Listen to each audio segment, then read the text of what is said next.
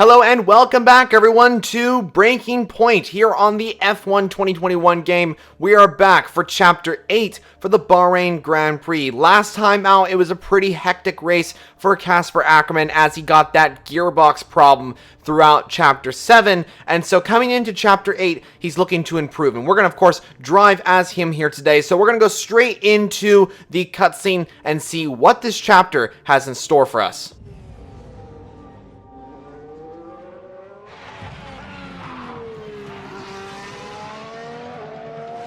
I'm losing grip.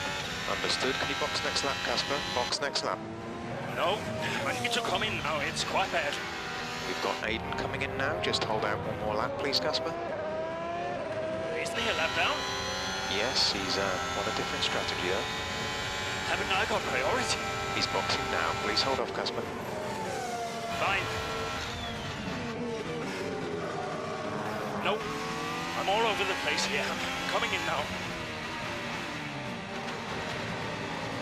Must have been pretty urgent for Aiden, huh? Please be patient, Casper. There goes another place. And another. Okay, let's go, let's go.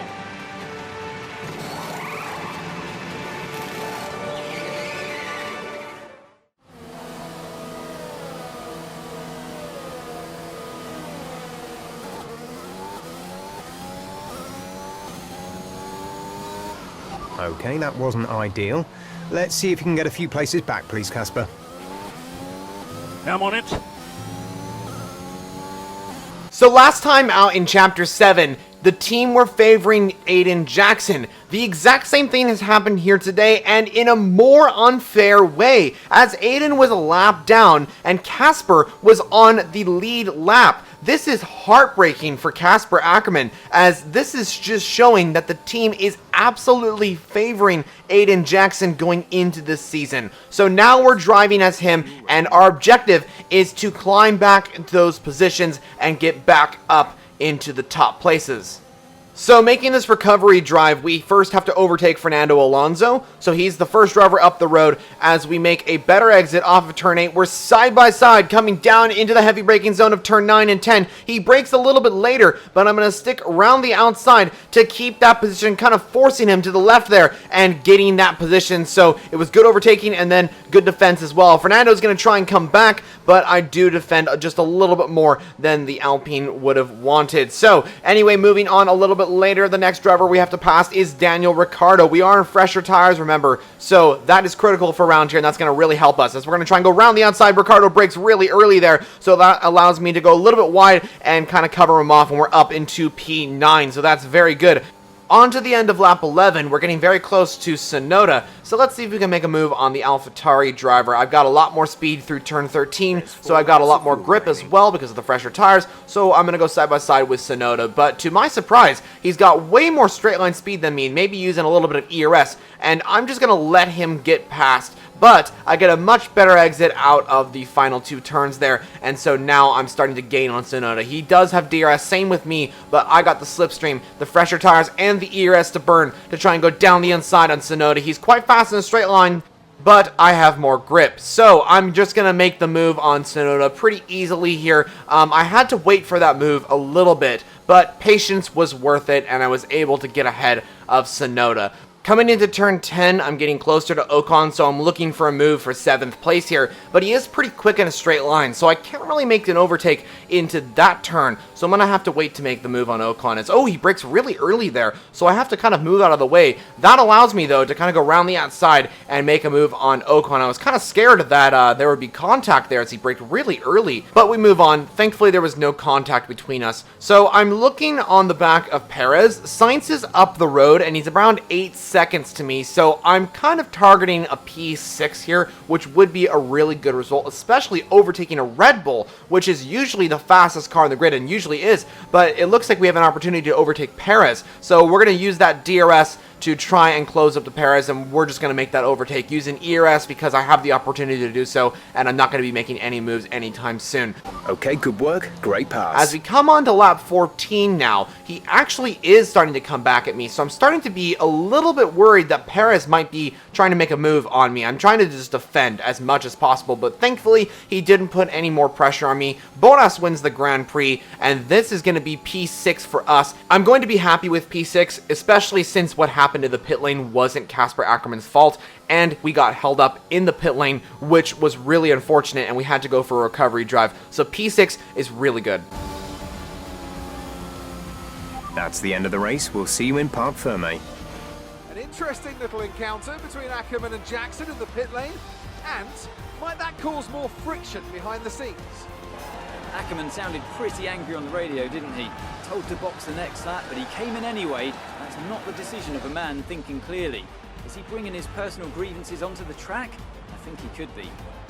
They denied each other a significant number of points last season, and if today's anything to go by, those issues look like continuing. So that was an exciting race from our perspective. Let's have yours. Congratulations on a tough race today, Casper. To all of us watching, it seemed as if there was some sort of clash in pitting strategy. Can you talk us through it? This is a simple question, so the team strategy was wrong. That's just a fact. The team strategy was wrong, so I called it. I had to. Sometimes when you're the one behind the wheel, you've got to call the shots.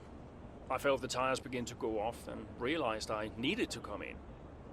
The team may disagree, but I pulled it back, so we'll see. So the problem we all witnessed today was a team call, and not a sign of continuing tensions again this season between you and Aiden Jackson. So it looked like there was two different strategies going on, and the team decided to pit the lap car ahead of the car in the points. So it's just what it is. No, everything's fine. Today was just an issue with two competing strategies that caused an unfortunate clash. Yeah, Aiden and I had our problems last season, but that was then. This is now. Why do you ask? Well, you seemed angry on the radio with your team. People are asking if that's an indicator of a deeper issue behind the scenes. What would you say to that? It's an interesting question, but I think the right comment fits the best. Well, there's nothing to be concerned about. It's just adrenaline. You're in the middle of the race, you get hot. I can't even remember what I said. If it was, colorful, then I'm sure we'll all be laughing about it later. Thank you for your time. I just don't get it, Zoe. He gets to pit ahead of me, and they give his car the only new power unit last season. And he gets to go out behind me in qualifying. This kid is the new #1 driver. I don't believe that to be true. But then why does he get paid more? You're still upset about that. No. Well, I don't know, maybe. I just wish I never found out.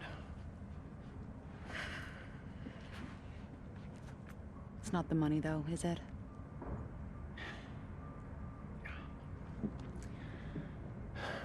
I'm old. You're not old. Like this again. I am old. For a driver, I'm old. Come on, this is your last season. You said you'd make it count.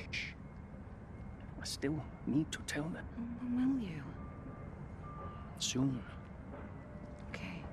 Well, in the meantime, forget about Jackson. Okay. And stop playing the victim. It doesn't suit you. All right, okay. It's Zandvoort next, remember? Everyone's gonna be rooting for you. Be the guy they love. And hey. What? Be the guy I love. That's cute. Did you come up with that yourself? I'm a natural-born charmer.